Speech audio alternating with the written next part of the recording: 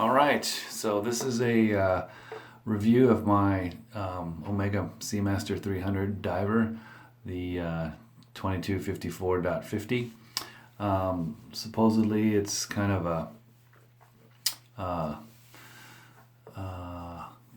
sought after watch and kind of a cult classic, although I do find that the costs of them have not been increasing significantly or noticeably, and also I find them to be quite plentiful, so I'm not sure if that's just, kind of a self-sustaining type of a comment, but either way, great watch, great diver, and extremely high value, and I mean, just they're easily available for less than $2,000, and they give you a lot of bang for the buck.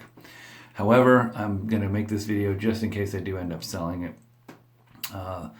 For the fourth time, the Submariner romance beckons, so we'll see. But anyway, I'm going to go through some things that I like and some things that I don't. So it's a great travel watch, high cost, low cost, high value, and one thing that's great is this amazing clasp. It's hardy, it's heavy duty, it's comfortable, and you can open it and close it silently and quickly. And it's just rock solid. It's not the cheap tinny stamped metal clasp of the 16610 or before vintage Rolex. You can click it together if you want. It does have a scratch magnet type of, they call this a scratch magnet, but yeah, it does pick up a lot of stainings, a lot of scratches, but it does tend to be very comfortable, and look at how low profile it is, and it's ergonomic. It's wonderful. Cased back is pretty cool. This watch has the Seamaster logo. I don't care for the glass back ones. It's got the wave dial, and as well as the wave on the back too. So if you look you can see the wave dial. It's a matte wave pattern. I don't care for the helium escape valve. I don't care for the slightly undersized winding crown. I do love the dial, the painted indices, and the large ample indices make it real easy to see the time in dark as well. Quick loom shot. I didn't even really charge the loom, but let me do that one more time. You can see there's really, really good visibility on the loom there.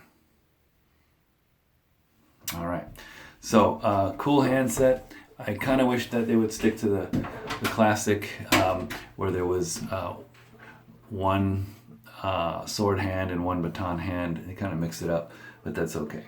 The specs on this watch are extremely thin.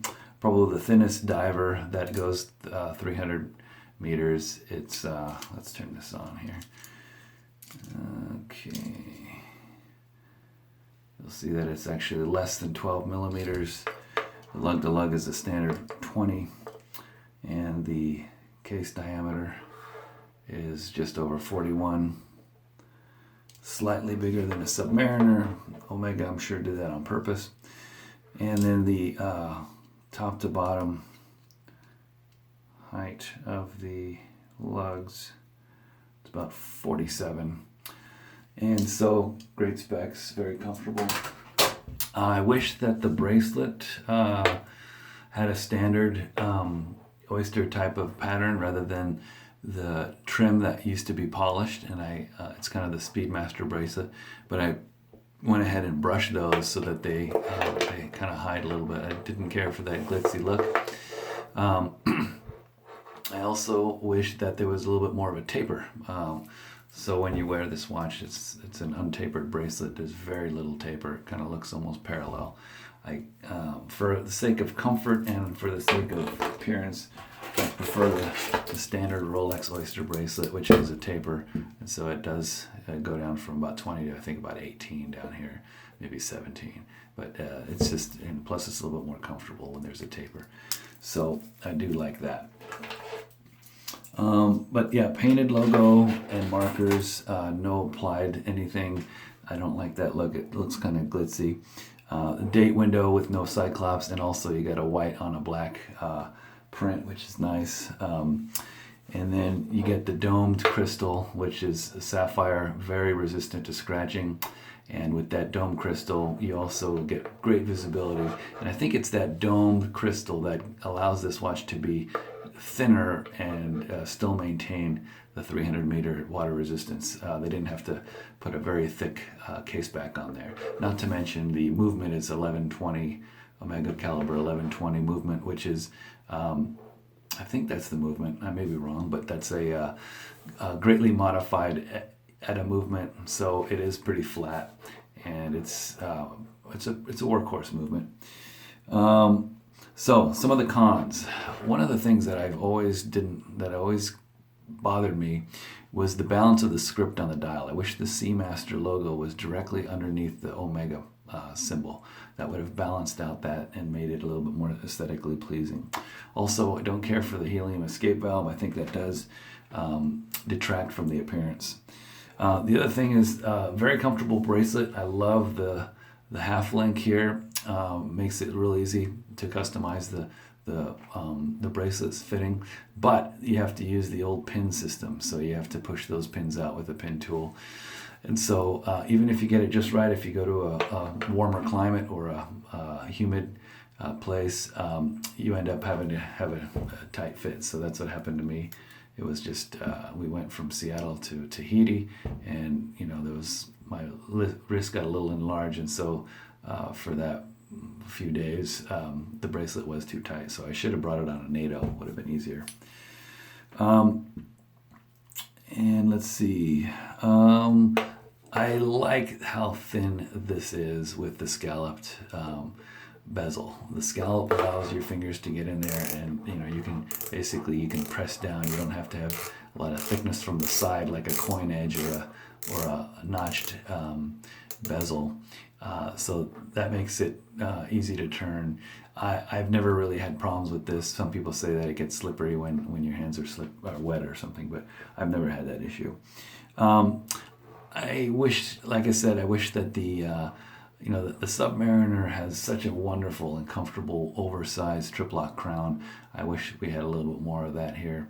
And also, I think these crown guards just a little bit almost too elegant. They're just a little bit lazy looking.